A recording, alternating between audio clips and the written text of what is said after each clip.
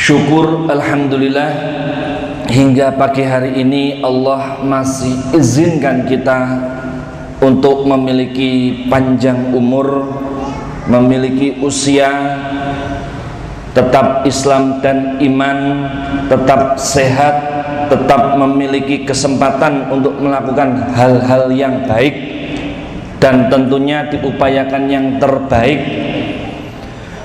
Ketika rasa syukur ini berubah menjadi perilaku syukur, maka tentunya perilaku syukur ini yang sudah menjadi habits itu mudah mendatangkan kebaikan-kebaikan di dalam kehidupan kita, baik secara pribadi maupun di dalam keluarga. Salawat dan salam kita haturkan kepada junjungan Nabi besar Muhammad sallallahu alaihi wasallam, keluarganya, para sahabatnya, dan orang-orang yang istiqomah hingga yaumul akhir nanti. Amin. Ada beberapa yang berpendapat tema pagi ini melo gitu ya, sakinah bersamamu gitu ya. Jadi bagi jamaah yang saat ini belum menikah tidak perlu khawatir. Ini menjadi dasar ilmu kita. Bagi yang nyuwun sewu kemarin sempat pernah menikah dan kemudian takdir berkata lain pun nggak perlu khawatir, karena bisa jadi keterlambatan kita mengalami yang berbeda seperti saudara-saudara kita yang lainnya itu adalah yang terbaik untuk kita secara pribadi di dunia dan di akhirat.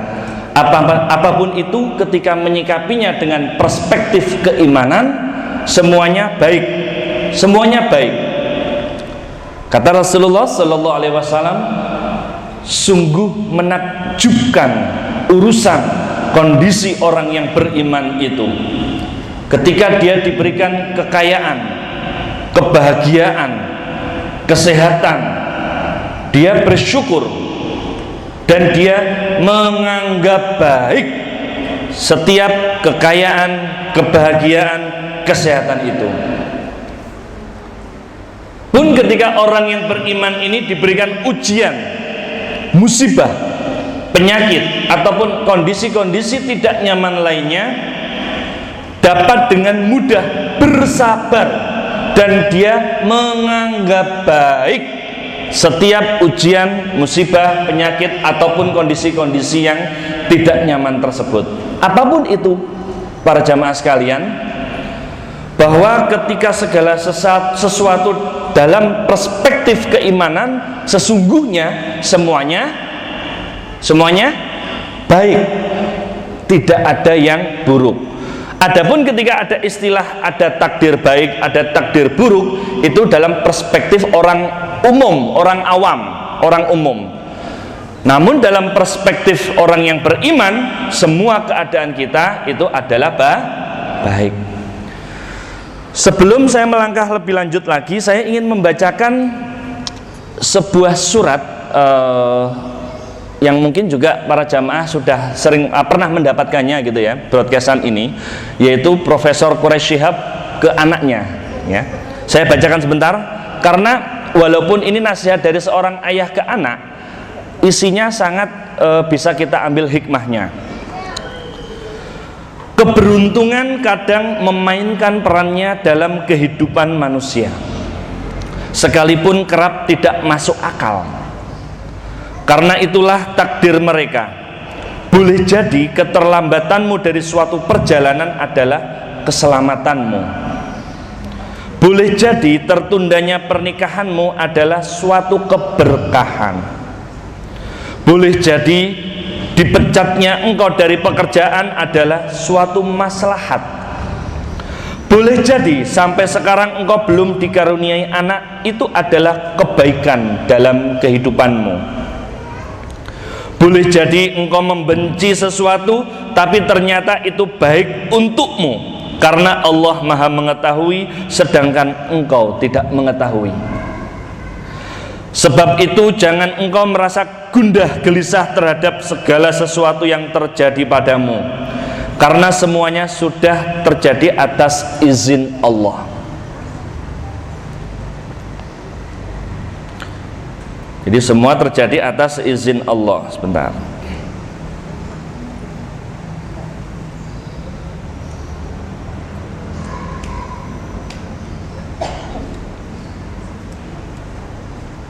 Kok hilang tadi? Sebentar ya.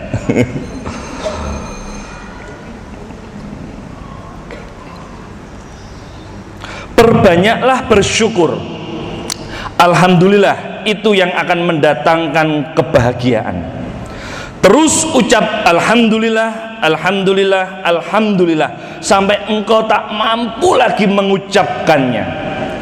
Selama kita masih bisa tidur tanpa obat tidur, kita masih bisa bangun tidur hanya dengan satu bunyi suara, kita terbangun tanpa melihat adanya alat-alat medis yang menempel di tubuh kita, itu pertanda bahwa kita hidup sejahtera. Alhamdulillah, alhamdulillah, alhamdulillah. Ucapkan sampai engkau tak mampu lagi mengucapkannya.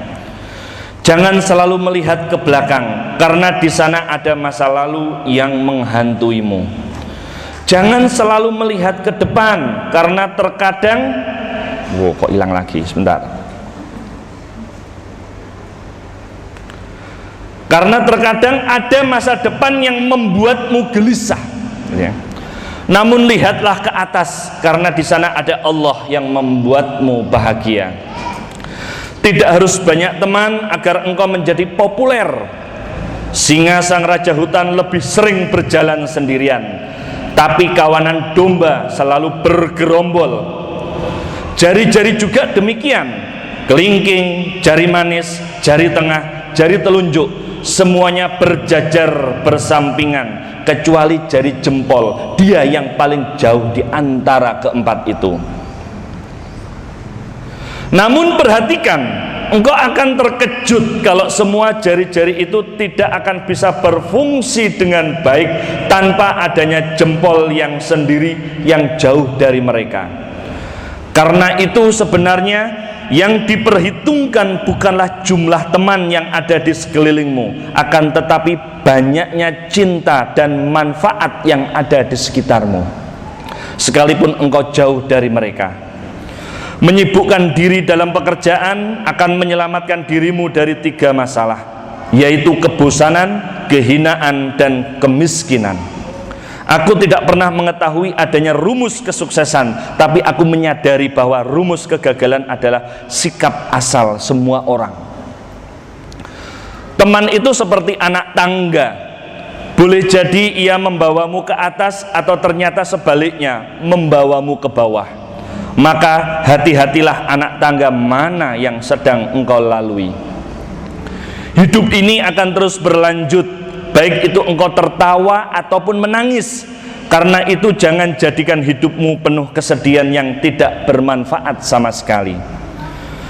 Berlapang dadalah, maafkanlah, dan serahkan urusan manusia kepada Allah, karena engkau, mereka, dan kita semuanya akan berpulang kepadanya. Jangan tinggalkan sholatmu sekalipun, karena di sana jutaan manusia yang berada di bawah tanah sedang berharap sekiranya mereka diperbolehkan kembali hidup, mereka akan bersujud kepada Allah walau sekali sujud. Jangan selalu bersandar pada cinta, karena itu jarang terjadi. Jangan bersandar kepada manusia, karena ia akan pergi. Tapi bersandarlah kepada Allah Subhanahu wa Ta'ala, karena dialah yang menentukan segalanya. Ini menjadi menarik, para jamaah sekalian. Kekerasan. Oke. Ya, tangan ngedar-ngedar. Ya. Jadi ini menarik, kalimat ini menarik karena banyak di antara kita ketika menyandarkan cinta itu tidak yang seharusnya. Boleh kita mencintai pasangan kita, namun pastikan cinta kita itu hanya mengharap ridho Allah. Kalau Bapak Ibu ingat, bapaknya ada di luar ya. Kalau para jamaah ingat gitu ya, ketika saat doa setiap selesai akad nikah, ada yang hafal doanya? Barakallahu laka wa barakallahu alaika wa jama'a bainakuma fi khair. Beruntunglah bagi ibu-ibu yang dulu saat menikah mendapatkan doa ini dari siapapun yang hadir saat itu. Beruntung. Kenapa? Di situ ada doa keberkahan.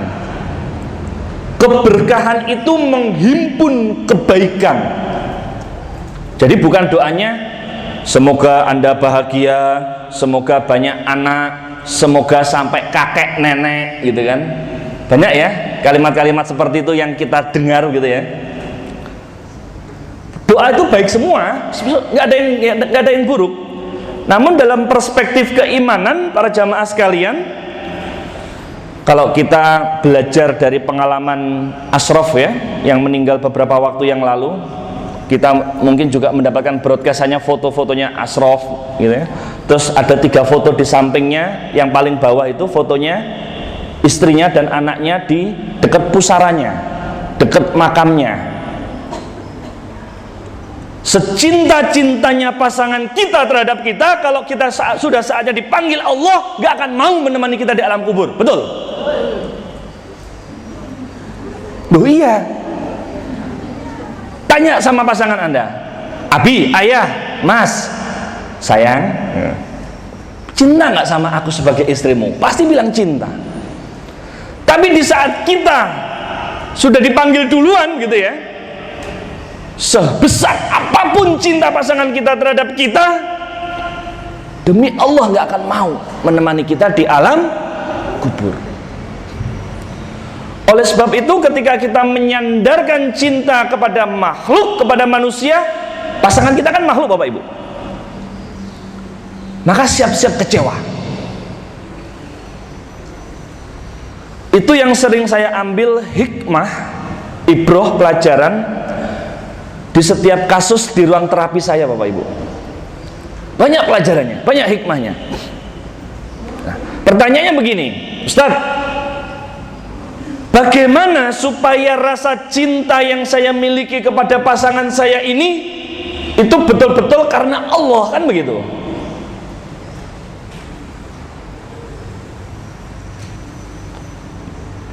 Kiasnya adalah dahulukan kewajiban daripada menuntut hak. Resepnya itu Ibu, para jamaah sekalian, dahulukan kewajiban daripada menuntut hak. Itu kalau secara teknis ya, kita bicara secara teknis dulu. Kewajiban kita sebagai istri apa nih? Kewajiban kita sebagai ibu apa ini? Kewajiban kita sebagai anak bagi yang masih punya orang tua apa nih? Kewajiban kita bagi mertua kita apa nih? Bagi yang masih punya mertua. Masukkan di dalam pikiran kita, kewajiban saya apa ya? Tugas saya apa ya? Di posisi saya sekarang ini.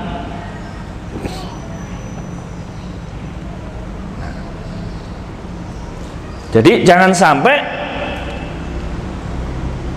kewajiban belum tertunai dengan sempurna gitu ya, tapi kita sudah menuntut hak,